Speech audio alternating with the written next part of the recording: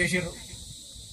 కానీ police department ఉన్న ఆత్మవిశ్వాసాన్ని ప్రజలకు ఎట్లా మనం అందుబాటులో ఉండి వాళ్ళకు ఉన్న కష్టాలను చూసుకోవాలని ఈ ట్రైబల్ గ్రామాల్లో తీసుకున్న ఈ ఛాలెంజ్ ని కుమారస్వామి సౌజన్యను మనస్ఫూర్తిగా కంగ్రాచులేట్ చేస్తున్నామా.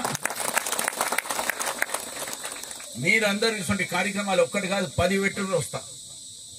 జనాలకు రోడ్లు కావాలన్నా వస్తా, డ్రింకింగ్ వాటర్ సప్లై కావాలన్నా వస్తా, ఇక్కడ మన ట్రైబల్ సోదరులకు ఏం మెడిసిన్ కావాలన్నా వస్తా. ఎట్లా డెవలప్ చేస్తే బాగుంటుందా అని. ఎందుకంటే దాదాపు 10 ఏళ్ల సంది మీకు ఇచ్చిన ఏడేసిన గొంగడాడుండే మనం కాపాడుకునే బాధ్యత మనకున్నది. మీకున్న కష్టాలను దూరం చేయడానికి ఇవాళ మెడ్ లైఫ్ ఇట్లా తీసుకున్నా అన్నాడు కుమారస్వామి అన్నాడు, మన హెల్త్ బాగుంటేనే మనం ముంగడ పోవచ్చు. దీన్ని కాపాడుకోండి. మీరు ఎల్లకాలం ఎవరి పనులు ఏం చేస్తారో చిత్తశుద్ధితో ముంగడ పోరి. మీకే అసిస్టెన్స్ కావాలన్నా, ఎందుకంటే ట్రైబల్ సోదరులకు మా ఉన్న రేవంత్ రెడ్డి గారు, మా సోనియామ్మ తల్లి తీసుకున్న కార్యక్రమం కింద నాకు ఇచ్చిన విశ్వాసాన్ని వాళ్ళందరూ మన సోదరులను ఎట్లా కాపాడుకోవాలి, మన సోదరులను ఎట్లా కాపాడుకొని పని చేసుకోవాలా అనే కార్యక్రమాన్ని మీరు ఒక్కోళ్ళు కూడా ఎంతకు ముందు అయ్యేది అవసరం లేదు, భయపడేది అవసరం లేదు. ఏ మెడిసిన్ కావాలన్నా తీసుకోండి, మీకు ఏ స్కూల్ కావాలన్నా తీసుకోండి, ఏ ఎలక్ట్రిసిటీ కనెక్షన్ కావాలన్నా తీసుకోండి.